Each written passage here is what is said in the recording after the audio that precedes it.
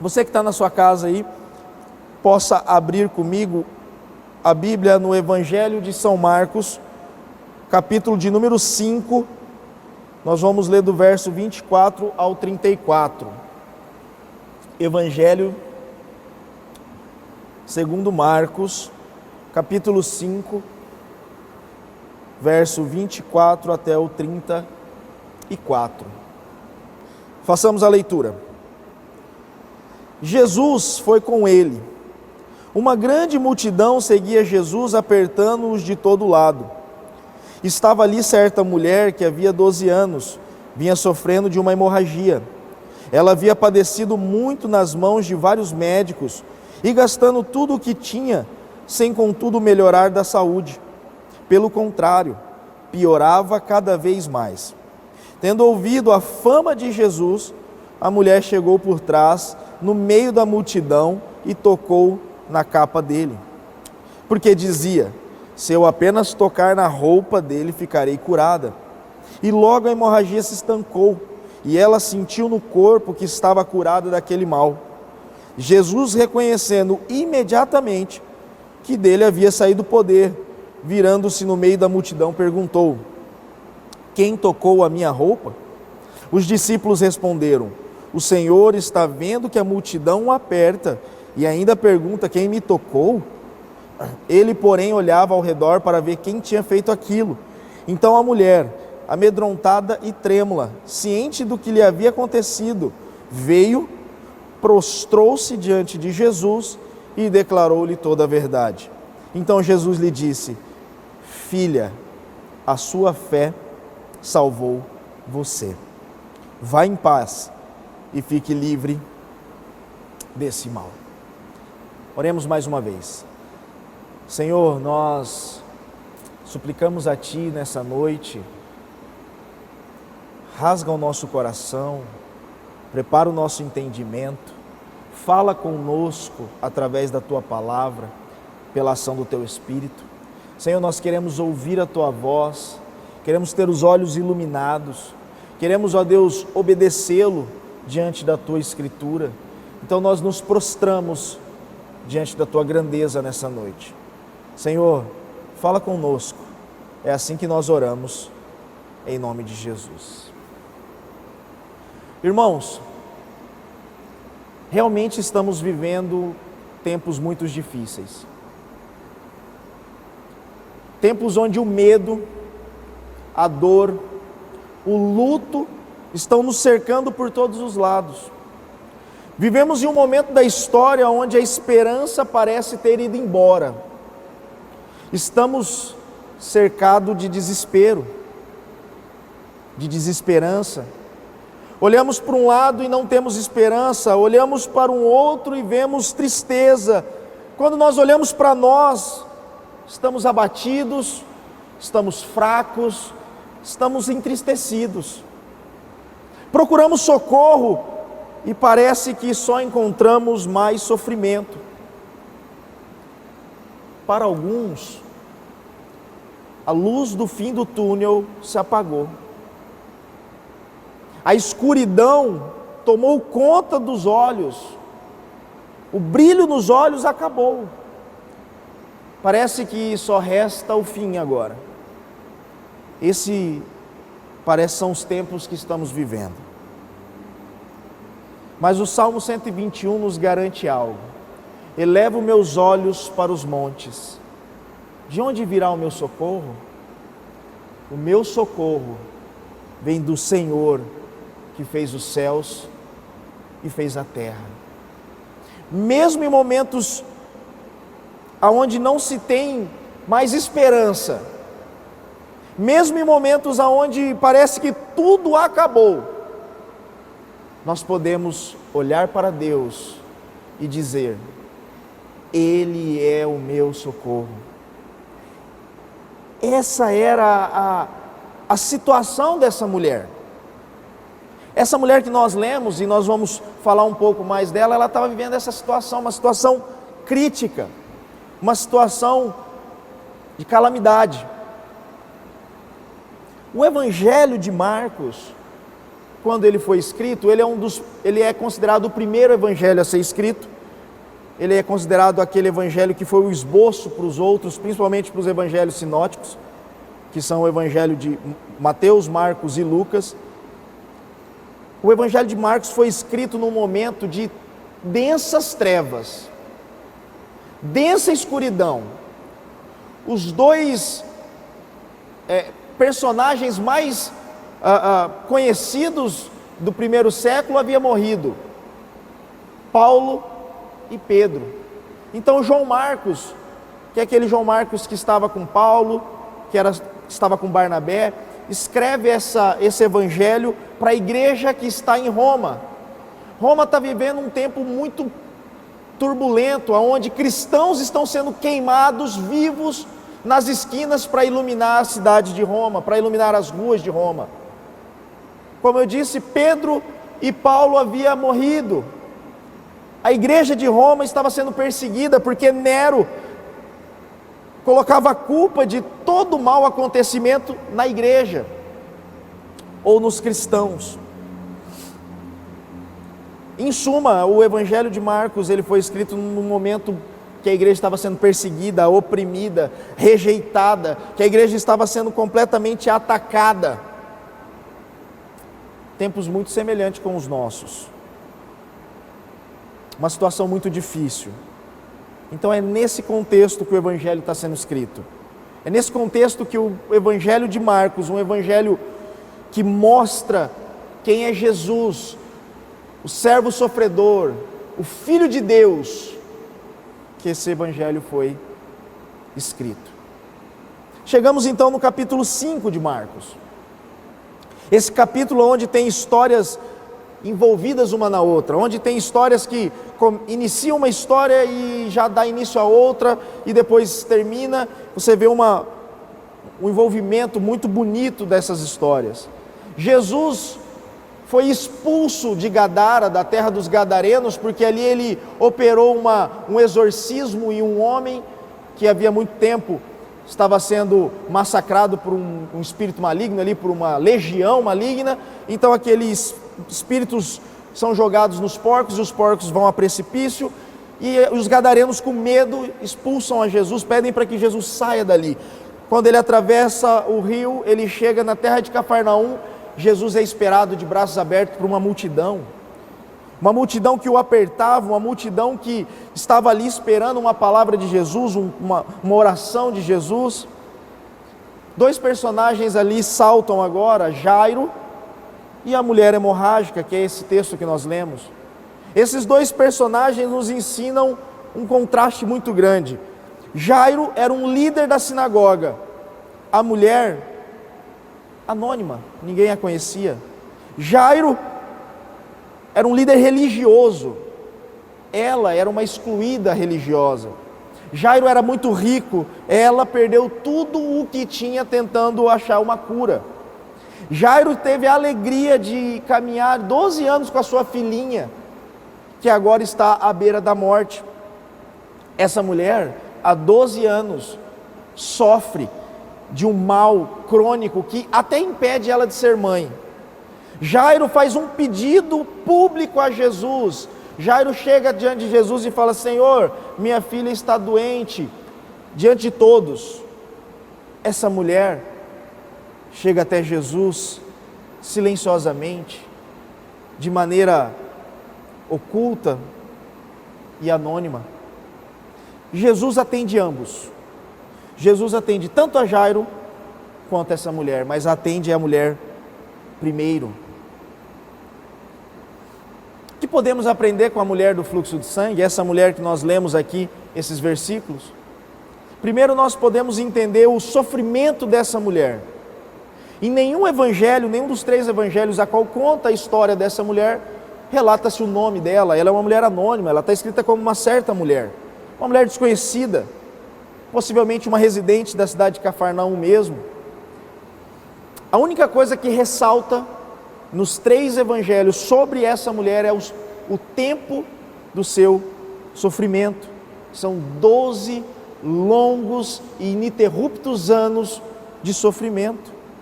O que afligia essa mulher? Quais eram os seus sofrimentos? Marcos revela que o principal sofrimento, o principal problema dessa mulher era uma doença crônica, que ela tinha uma hemorragia. Talvez uma hemorragia que vinha e voltava, ou uma hemorragia direto, mas era um sangramento que podia estar relacionado com a menstruação das mulheres. E essa mulher, durante 12 anos, ela sangrou, ou sangrava. Imagina uma mulher perdendo sangue 12 anos. Sangue é vida. Perder sangue, essa mulher ficou fraca. Ela poderia ter anemia. A resistência dela, da sua imunidade, era baixa. Devido à perca constante de sangue, ela teria deficiências, porque ela estava perdendo ferro, perdendo líquidos. Quantos problemas essa mulher não estava enfrentando somente na parte física e emocional dela nesse momento? Emocional, porque imagina também você viver uma situação tão grave dessa por tanto tempo, como que o psicológico dela não estaria? Nós homens não entendemos essa situação, nós não vamos entender. No máximo o que nós podemos entender nessa situação é ficar um pouco longe e trazer chocolates. O resto nós não conseguimos entender. Eu estou tentando só salientar alguma coisa próxima. Ela também passava um sofrimento social. Talvez por conta da vergonha, talvez por conta de um sangramento que não parava, e ela naquela época não tinha absorventes ou algum tipo de produtos para que ela pudesse sair a público. Essa mulher, ela não saía na rua, ela ficava trancada, com certeza, porque com esse sangramento ela tinha vergonha. Ela também não poderia casar, porque segundo a lei de Moisés, em Levíticos 20:18, nenhum homem poderia se deitar com uma mulher nessa condição. Então, física e emocionalmente, ela tinha problemas sociais também, problemas espirituais. Levíticos 15:25 diz: também a mulher, quando manar fluxo de seu sangue, por muitos dias fora do tempo da sua menstruação, ou tiver fluxo de sangue por mais tempo do que o acostumado, todos os dias do fluxo será imunda. Espiritualmente, essa mulher era considerada impura, imunda. Ela não poderia ir até o templo para adorar o Deus dos seus pais. Essa mulher, ela tinha problemas físicos e emocionais, ela tinha problema social, ela estava em um afastamento social muito grande, ela não podia ter contato com outras pessoas, e também ela não poderia ir ao templo adorar a Deus, ela não poderia ir ao templo ouvir a leitura e a explicação ali da Torá. Isso certamente estava gerando impactos muito grandes espiritualmente nessa mulher. Mais um problema, versículo 26, ela havia padecido muito nas mãos de vários médicos, e gastando tudo o que tinha, sem contudo melhorar a saúde. Pelo contrário, piorava cada vez mais. Já não bastava 12 anos, na qual ela usou todo o dinheiro, ou todos os recursos que ela poderia ter tido ajuntado, ou ter tido de herança, alguma coisa assim. Ela procurava médicos, e todo o tratamento só trazia mais sofrimento para essa mulher. Tudo que ela buscava, ela encontrava mais sofrimento.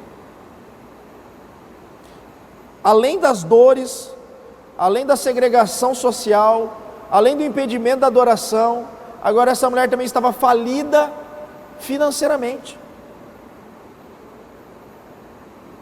Era só tristeza. Os médicos daquela época, a medicina daquela época não era uma medicina avançada, claro. Era uma medicina com um pouco de misticismo, com um pouco de curandeirismo. Era como se, segundo o Talmud, era como se ela tinha que pegar folhas de tal ervas e com vinho, e ir num lugar a certa hora, e pedir e falar para aquele mal ir embora. Era uma medicina bem precária, misturada com um pouco de tudo. que só trazia mais mal para ela. Essa mulher estava cada dia pior. Ela olhava para um lado, era só desespero, ela olhava para o outro, era só tristeza. Só que no verso 27, tendo ouvido a fama de Jesus, algo que me chama a atenção nesse texto, algo que eu, ao ler esse texto, ao montar aqui o sermão, algo chamou meu coração, porque mesmo durante 12 anos de sofrimento ininterruptos, com toda essa situação que nós falamos aqui agora, quando ela ouviu falar de Jesus, ela acreditou que Jesus poderia curá-la. A fé no coração dessa mulher ela não perdeu. Quando os nossos problemas parecem insolúveis, ainda podemos ter esperança. A mulher ouviu a fama de Jesus.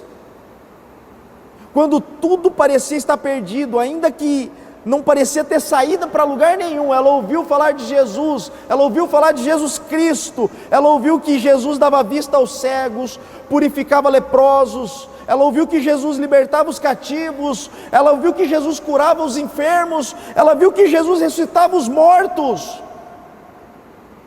E ela disse no coração aquela fé e falou: Jesus pode me curar, esse Jesus pode me curar. Mesmo enfrentando dores terríveis, mesmo enfrentando problemas gigantescos de 12 anos,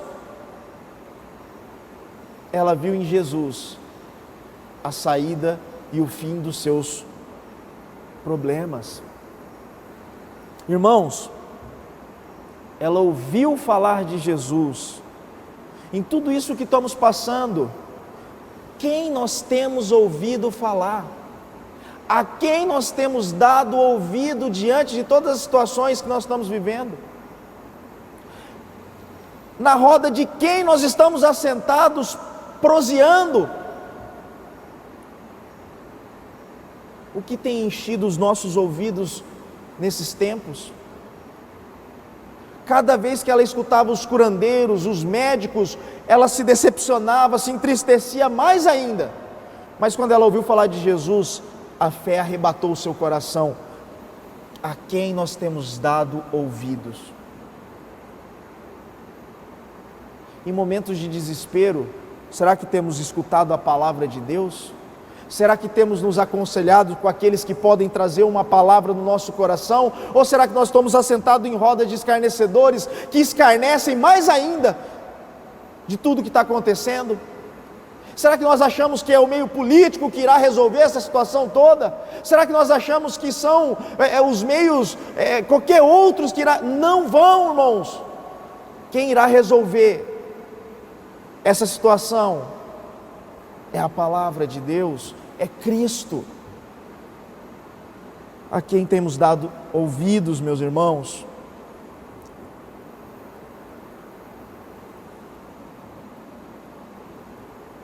Essa mulher precisava ser curada. Essa mulher estava no fundo do poço e já tinham jogado até terra em cima dela. Ela era impedida de estar fisicamente bem, socialmente e espiritualmente. Mas quando ela escuta Jesus, escuta sobre Jesus, ela coloca em seu coração a saída da sua casa, ir até Jesus. No verso 27 diz, parte B: a mulher chegou por trás, no meio da multidão, e tocou a capa. É uma característica, chegar por trás, é uma característica de uma pessoa amedrontada, uma pessoa que tem um longo período de sofrimento. Ela não vai de frente, ela não foi com a mesma atitude de Jairo. Jairo não tinha do que se envergonhar, Jairo não tinha medo, ele era um líder, ele era alguém de prestígio. Essa mulher não. Só que o medo não paralisou a sua fé. Mesmo o medo que essa mulher tinha, não paralisou a sua fé. e ela vai no meio da multidão. Irmãos, essa mulher poderia ser apedrejada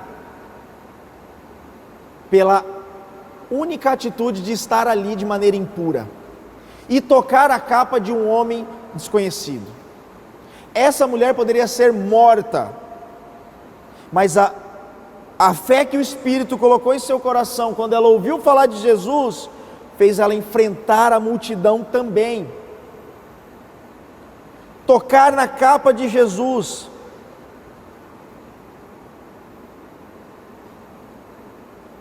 Ter fé não é ser acomodado. A fé que Deus despertou no coração dessa mulher, através dela ouvir falar de Jesus, não é uma fé acomodada. Ela não ficou na sua casa esperando que Jesus fosse até lá. Não, ela foi até Jesus. E uma comparação com o paralítico do tanque de Betesda, quando ali o anjo vinha até aquele tanque e movia as águas, algum enfermo caía ali, o primeiro que caía era curado. Quando Jesus viu ali um paralítico, Jesus falou: você quer ser curado? E o paralítico começou a contar toda a história dele. Não, porque ninguém me coloca lá, ninguém me leva, eu estou sozinho. E Jesus: você quer ser curado? Essa mulher, ela foi, uma fé que fez ela ir até Jesus, uma fé que age. A fé que Deus coloca no nosso coração, através da palavra, é uma fé que se expressa, é uma fé que ama, é uma fé que tem compaixão, é uma fé que anda, não é uma fé que fica parada, reclamando ou somente murmurando. Os nossos problemas não são somente para nos afligir, mas eles nos arrastam aos pés de Cristo. Lembre-se disso. Você não tem problemas, eu não tenho problemas, nós não passamos por essa situação à toa, somente para sofrer. O sofrimento pelo sofrimento, não. Mas como essa mulher, esse sofrimento levou ela até Jesus, levou ela até os pés de Jesus. Essa mulher procurou médicos, essa mulher procurou soluções, essa mulher buscou várias coisas sem nenhum tipo de aproveitamento, mas foi levada a Cristo por causa de um sofrimento, de uma enfermidade. Meus irmãos, falando de maneira pontual, tudo isso que possa estar acontecendo nos nossos dias, vírus, pandemias, doenças, mortes, isso tem que trazer, pelo menos no coração da igreja, um propósito: olhar para Cristo e servir a Ele nessa terra, em meio a essa situação. Falar de Cristo, do amor de Cristo, anunciar Jesus para essas pessoas. Parece-me que quando alguém chega até os cristãos dos nossos dias e fala do desespero, o cristão está mais desesperado ainda. O cristão está mais desesperado, dizendo: meu Deus, é verdade, está tudo acabando. Não, meu irmão, você sabe o que está acontecendo, o seu Senhor te falou. Leve Jesus para essas pessoas, leve Jesus para essas pessoas em tempos de dificuldade. Aquela mulher toca em Jesus, e ela sente a cura no seu corpo, ela sente que ela está curada. Acompanha comigo o verso 29, e logo a hemorragia se estancou, e ela sentiu no corpo que estava curada daquele mal. Jesus, reconhecendo imediatamente que dele havia saído o poder, virando-se na multidão, perguntou: quem me tocou? Naquele momento, aquela mulher podia tocar em Jesus e ir embora. Ela poderia ter feito isso, porque ela sentiu que ela estava curada. Só que Jesus não era um curandeiro da sua época, não era um médico da sua época. Jesus não estava curando aquela mulher somente no aspecto físico. A cura de Jesus seria em todos os aspectos. Jesus, ele não te cura parcialmente.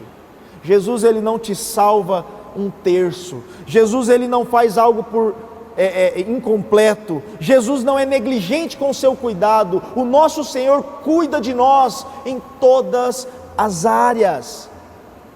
Mateus 9,36, Jesus diz que tem compaixão das ovelhas perdidas da casa de Israel. Jesus não despede aquela multidão que durante 3 dias o seguia, ouvindo a sua palavra com fome. Jesus dá de comer, Jesus Cristo dá de comer para aquela multidão. Ele tem compaixão de mim, Ele tem compaixão de você. Jesus nos cuida de maneira completa. Aquela mulher não sairia dali somente com o corpo curado, não, ela seria curada por completa.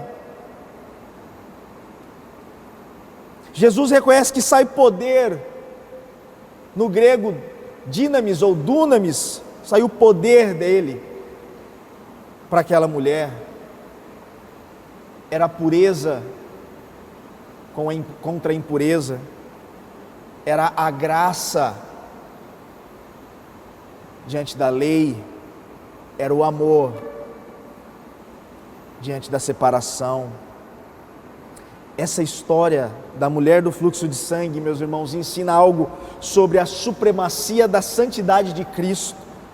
Pela lógica humana, pela lógica da lei dos dias, desses dias, quando essa mulher tocasse em Jesus, era para Jesus ficar impuro. Era por isso que ela tinha que ficar segregada, porque se ela tocasse nos outros, as pessoas ficariam impuras, seriam contaminadas. Um pouco de água suja jogada numa fonte ali, num balde de água limpa, contamina toda aquela água. Essa é a lógica humana. Mas Jesus, Ele é santo, santo, santo. A sua pureza e a sua santidade é sem igual, porque Ele é a própria fonte genuína de santidade.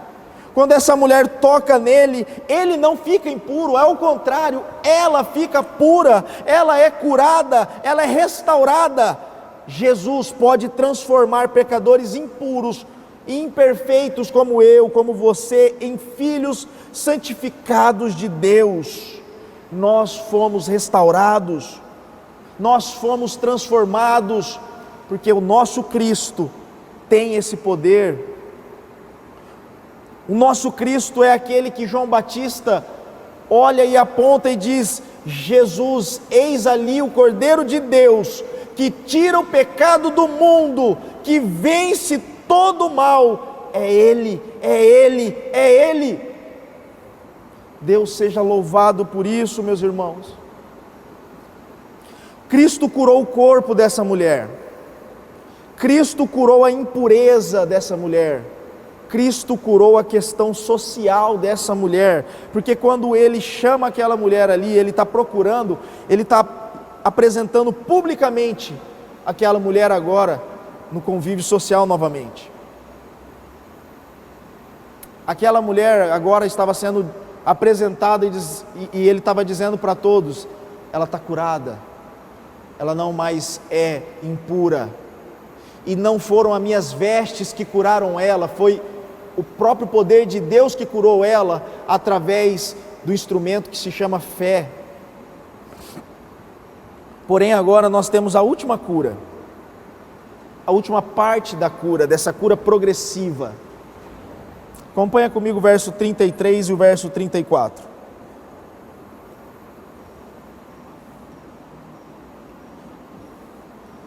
Então a mulher, amedrontada e trêmula, ciente de que tinha havia acontecido, veio, se prostrou diante de Jesus e declarou toda a verdade. Então Jesus lhe disse: filha, a sua fé te salvou, vá em paz e fique livre desse mal.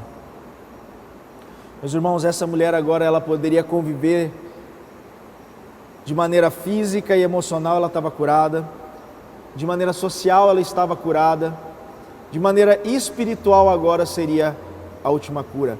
Essa mulher, ela não poderia ir ao templo adorar a Deus, porque ela era tida como impura, e ela era impura segundo a lei de Moisés, que estava em Levíticos, conforme nós lemos. Só que agora Jesus cura essa mulher, o Senhor restaura a adoração para esta mulher. Agora ela não está diante de um templo de pedra, não, ela está diante do templo vivo. Ela está diante do próprio Deus encarnado. Ela está diante do Filho de Deus, Jesus Cristo, onde havia separação cerimonial por causa da impureza e ela não poderia adorar publicamente. Agora ela se prostra diante do Deus vivo e adora ao Senhor. A alegria de poder adorar, a restauração da comunhão com Deus, essa mulher agora estava recebendo naquele momento, irmãos. Parte B, a parte versículo 34, ele diz assim, ó, vai-te em paz.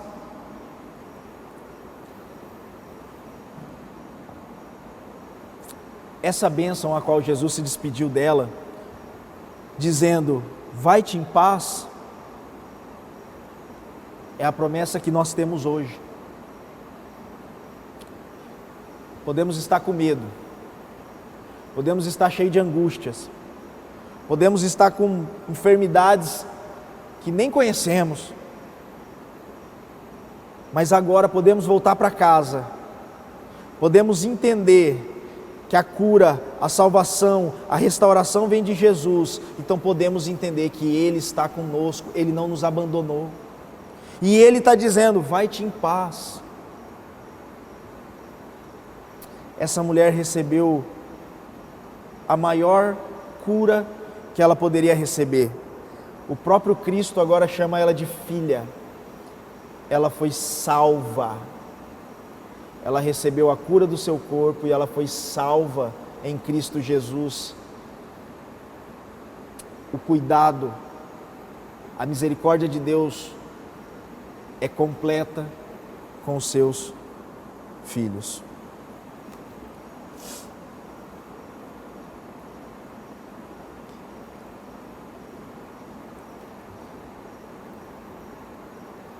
Irmão, gostaria só de fazer duas aplicações finais para que nós possamos orar.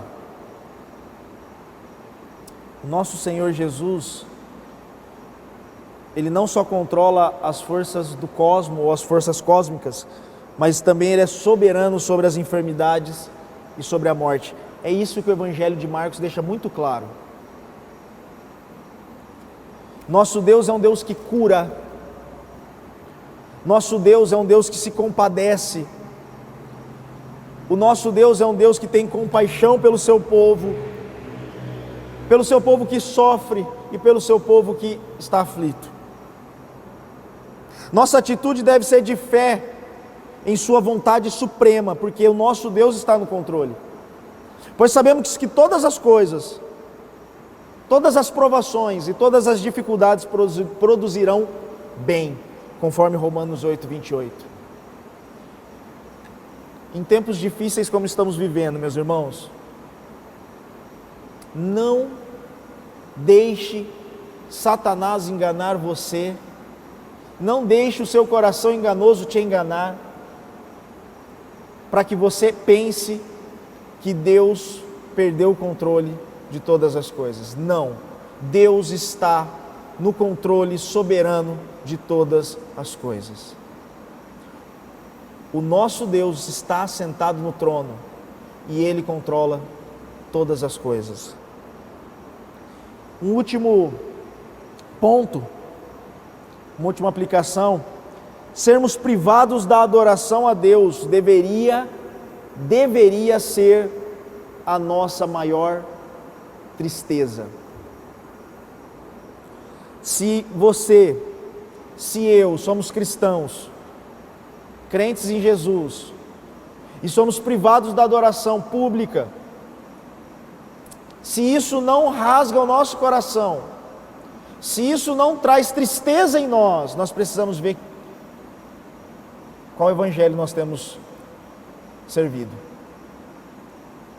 Esses momentos agora, qual os cultos tiveram que voltaram em maneira a pregação voltar em maneira online, se no seu coração você pensar assim: puxa, que bom, né? O domingo dá para ficar mais tempo em casa. Puxa, o domingo agora eu posso ver o culto aqui da minha casa. Isso é confortável. Meus irmãos, rasga teu coração diante de Deus nessa noite. Se humilhe diante do Senhor, porque sermos privados da adoração a Deus deveria ser a nossa maior tristeza. Que nós possamos, como igreja, entender que o nosso chamado é adorar a Deus. Esse é o primeiro chamado da igreja. Os filhos adotados por Deus em Cristo, os eleitos, devem estar reunidos publicamente adorando a Ele e louvando o nome dEle. Pense sobre isso. Que Deus te abençoe e que possa colocar em nossos corações o desejo de adorá-lo.